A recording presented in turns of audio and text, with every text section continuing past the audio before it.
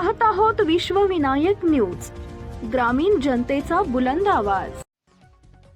महाराष्ट्र प्रांतिक तैलिक महासभा महाराष्ट्र प्रदेश उपाध्यक्ष संजय बापू विभूते यांच्या प्रमुख उपस्थितीत सोमवारी शांताई मंगल कार्यालय इथं उमरगा तेली समाज संघटनेची बैठक घेण्यात आली। या बैठकीमध्ये ॲडव्होकेट विशाल साखरे यांची राज्य कार्यकारिणीवरती निवड व संतोषदादा कलशेट्टी धाराशिव जिल्हा अध्यक्षपदी निवड करण्यात आली। तसेच येणाऱ्या 23 तारखेला कोल्हापूर इथं राज्यस्तरीय तेली समाज मेळावा आयोजित करण्यात आलाय। या मेळाव्याचं निमंत्रण देण्यासाठी राज्य उपाध्यक्ष संजय बापू विभूते व लोखंडे उपस्थित होते।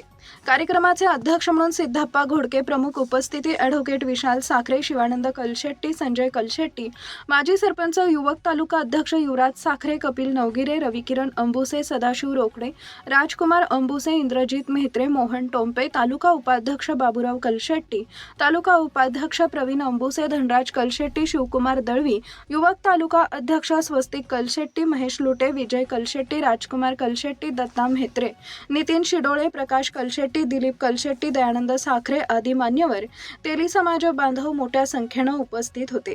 उमरगा धाराशिव मुख्य संपादक विकास गायकवाड, विश्वविनायक न्यूज। अशाच ताज्या बातम्या पाहण्यासाठी विश्वविनायक न्यूजला लाईक करा, सबस्क्राईब करा आणि बेल आयकॉन प्रेस करा।